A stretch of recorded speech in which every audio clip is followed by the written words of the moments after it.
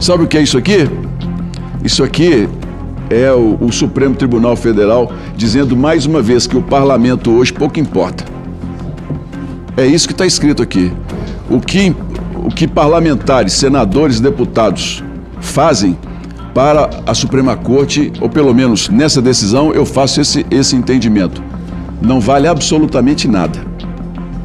Isso é para nos fazer pensar sobre o quanto nós precisamos retomar as atribuições do Congresso Nacional que, infelizmente, têm sido entregues a outro poder por covardia, por conivência, pelo que for. Mas isso aqui é uma demonstração clara de que estão pouco ligando para o que os parlamentares dizem ou não dizem. E vou contar uma novidade para vocês. Vocês vão cair de costa no dia que souberem quem se aliou à careca do INSS. A República irá balançar. O que você está prestes a ver aqui é a ditadura que esse país está entranhada. Nós estamos afundados num lamaçal de corrupção, onde nós não conseguimos mais, muitas pessoas não veem mais a luz no fim do túnel. Só que existe a luz no fim do túnel e nós vamos ver neste vídeo aqui que eu vou trazer para vocês algo assim surreal. Eu já peço para você deixar o like, compartilhar ao máximo e ajudar com que esse canal seja desbloqueado. O canal está completamente travado. Peço a vocês compartilharem, colaborarem aqui se inscrevendo e ativando o sino para não perder absolutamente nada. E eu quero agora que vocês que estão no chat ou estão assistindo esse vídeo gravado, que vocês coloquem, vocês estão com o Bolsonaro até o fim? Coloque o número 1 para eu saber. Se vocês acreditam que já era, acabou para Bolsonaro, acabou para o parlamento, o STF ganhou, né? O governo Lula ganhou essa batalha, coloque o número 2. Mas se você ainda tem esperança, coloque o número 1 aí nos comentários. Vamos assistir a esse vídeo incrível da CPMI. Dá só uma olhada.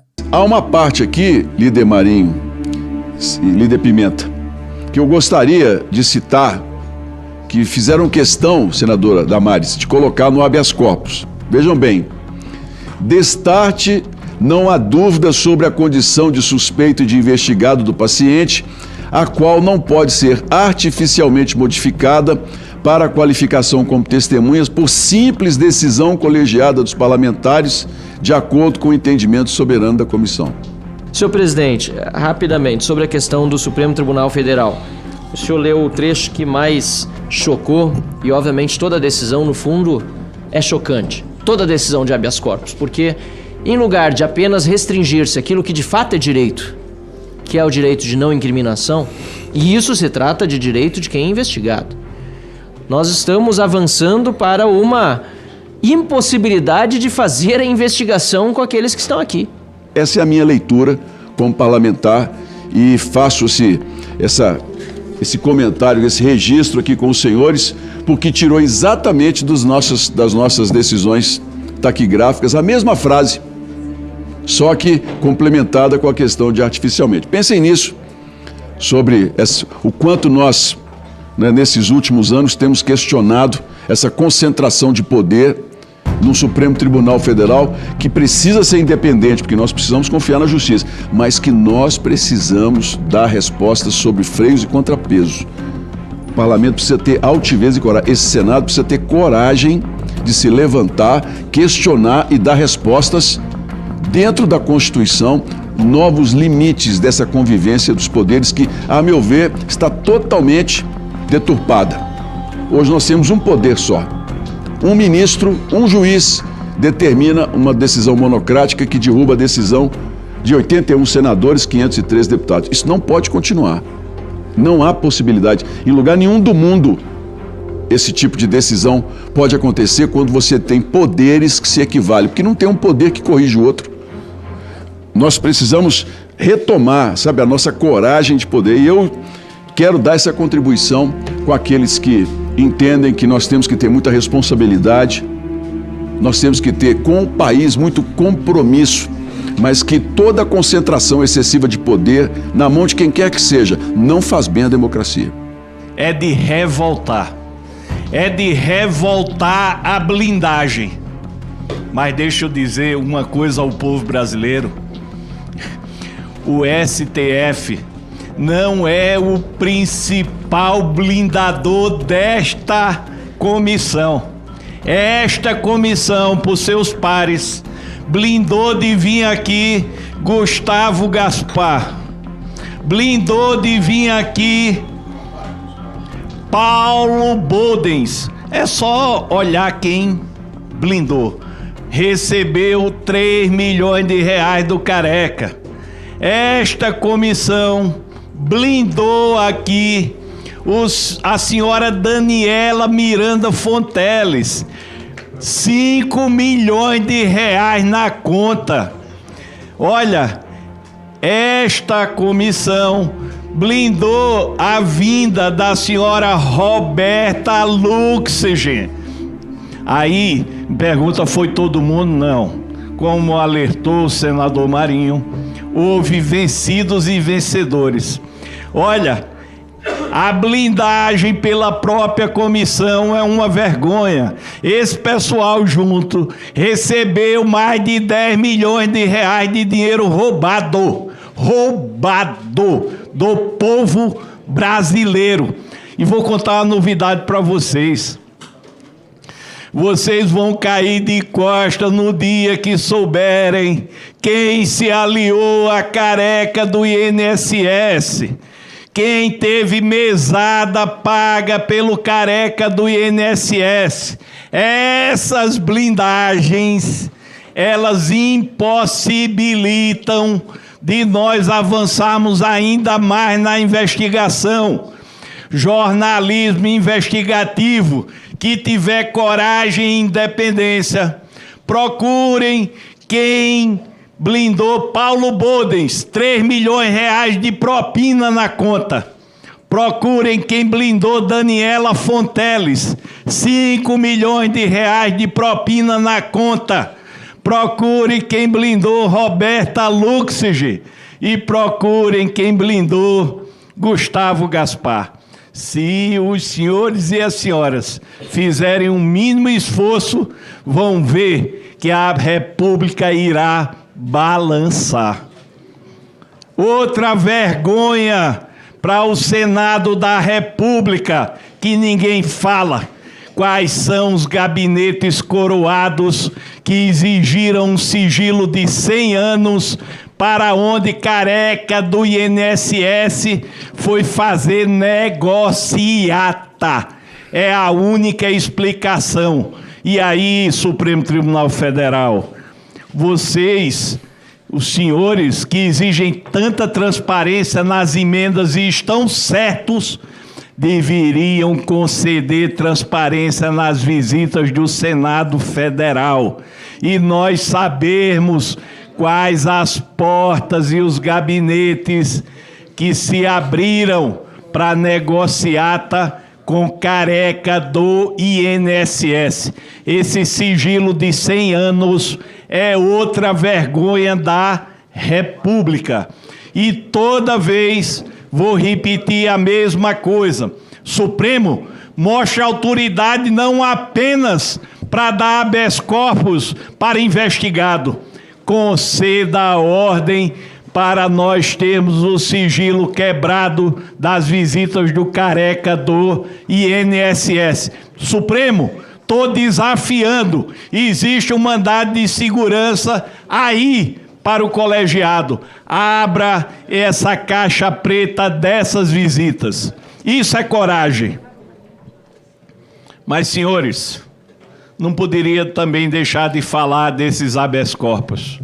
Olha, doutor Levi já está podendo pedir aqui música do Fantástico. Está sempre presente. Excelente advogado. Está fazendo o papel dele. Mas que é uma blindagem institucional do Supremo Tribunal Federal a investigados Nós temos milhares de delegacias e milhares de suspeitos. Eu desafio esse mesmo habeas corpus para aqueles que chegam investigados sentando na frente de um delegado de polícia. O povo não tem direito a esse tipo de habeas corpus. Essa é a justiça dividida, justiça do pobre e justiça dos ricos. E a culpa é do Congresso Nacional, cabisbaixo. Muitos com rabo de paia, com medo de ministro do STF. Muitos com medo de perseguição. Falta altivez ao Congresso Nacional. E poucos têm coragem de falar. Pela ordem, o líder Rogério Marinho. Senhor presidente, primeiro, apoiar integralmente o seu registro, dizer que Vossa Excelência, nesse momento, nos representa. Eu vou tentar me ater a esse problema, mas claro que tem que ser contextualizado. Nós estamos vivendo um momento em que há uma jurisprudência de exceções. O que é que eu quero dizer com isso, senhor presidente? Que quando há conveniência, a lei é alterada ao bel prazer dos Supremos Ministros do STF. Nós estamos vivendo um momento, por exemplo, em que daqui a pouco nós estamos aguardando a possibilidade da prisão do senhor presidente Bolsonaro. Independente do mérito, que eu particularmente não acredito que houve golpe, mas a forma como ele foi julgado, ele contextualiza, ele significa muito esse momento. É o primeiro presidente da República que não tem a possibilidade de duplo grau de jurisdição. Excepcionalmente. É o primeiro presidente da República que é julgado numa turma e não no pleno. É o primeiro presidente que é julgado por um juiz que se diz vítima da trama, que notoriamente tem divergências públicas com o atual presidente e que claramente julgou de uma forma excessivamente rigorosa. Fecha.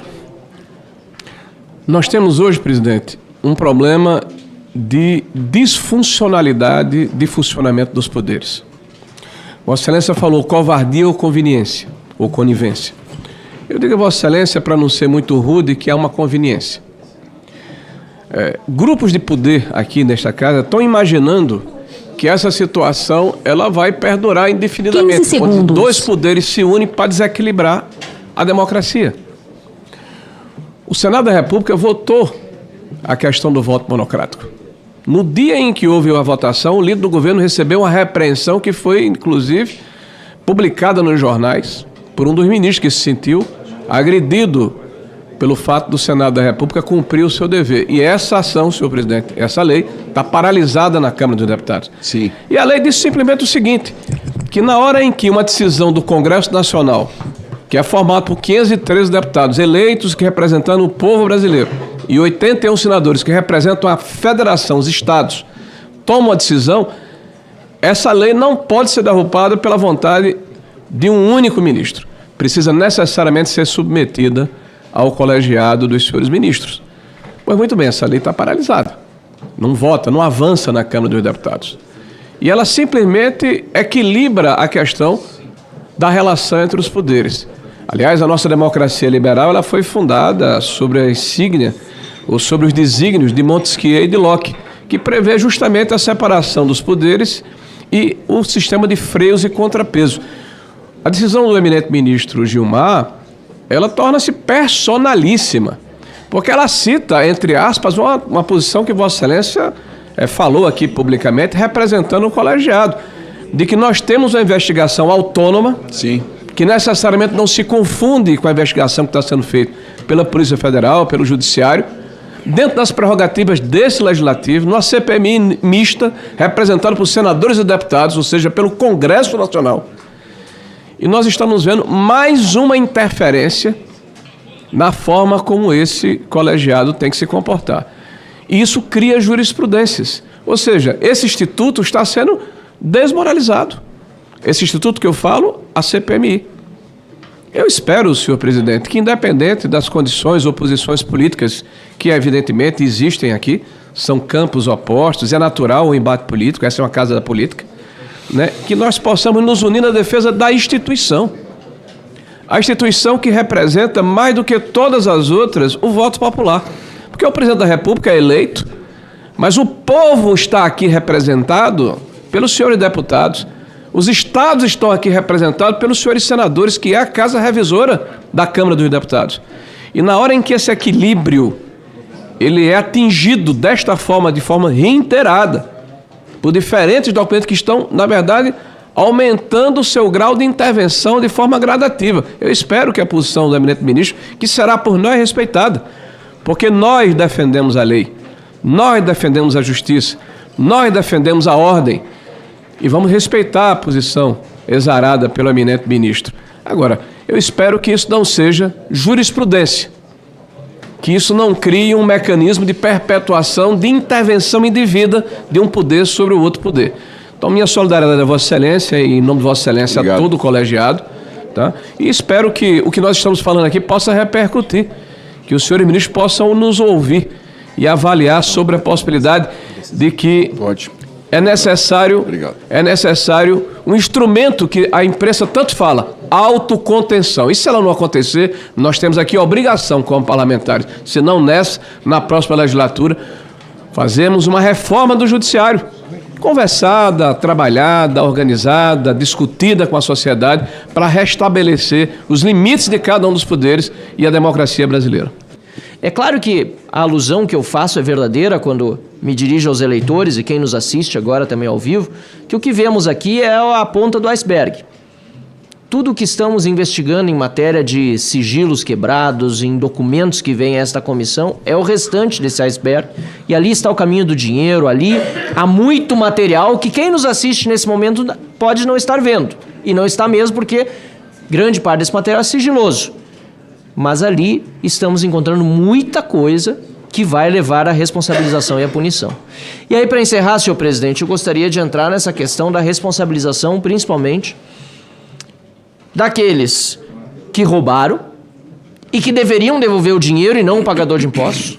A fila no INSS está aumentando justamente porque o dinheiro que deveria ir para pagar novas aposentadorias, quem está esperando agora, pode ter certeza, você está levando mais tempo para receber o dinheiro da sua aposentadoria que você requereu, porque o governo Lula está usando o dinheiro dos pagadores de impostos para pagar o roubo. É uma conclusão lógica e óbvia. E além disso, nós estamos vendo também que esse pagamento não está sendo feito de acordo com tudo o que foi roubado. Talvez vai ter que abrir uma nova CPMI depois, senhor presidente, porque tem gente dizendo que foi roubado em muito maior monta do que está recebendo. E tem gente que ainda não recebeu absolutamente nada, sem contar que o acordo que foi feito não deu o direito, que é líquido e certo, da compensação em dobro, como deveria ser feito. E ainda, repito, para encerrar, senhor presidente, que temos de inquirir a Ordem dos Advogados do Brasil sobre a cobrança de honorários de 5% desses processos. E não é possível, se no Juizado Federal, dentro dos valores dessas ações, todas elas ações menores em monta se comparados com os valores que muitas vezes tramitam na Justiça Federal, e por isso a lei já prevê que não há honorário de sucumbência nesses valores, que a OAB tem estipulado 5% de honorários sobre o valor que os aposentados receberão. E quem paga isso de novo? O pagador de impostos. Todos brasileiros. Ou seja, fomos roubados uma vez como nação em virtude desse escândalo, estão retirando mais dinheiro do pagador de impostos que deveria ir para outras áreas. Fica aqui, mais uma vez, a minha indignação e meu apoio a Vossa Excelência, além do desprezo realmente para uma decisão como essa proferida pelo ministro Gilmar Mendes. Pessoal, nem sei como agradecer você ter chegado até o final. Obrigado. É sinal de que você gosta do meu conteúdo, que Deus abençoe grandemente sua vida, mas eu te peço um grande favor, deixa o like antes de você sair, o like é importante. Compartilha em todos os grupos de direita que vocês fazem parte e também se inscreve e convide pessoas para se inscreverem aqui no canal que mais cresce no Brasil. A gente se vê, claro, nos próximos vídeos aqui no canal Direita no Brasil. Vamos vencer esta batalha juntos. Conto com você.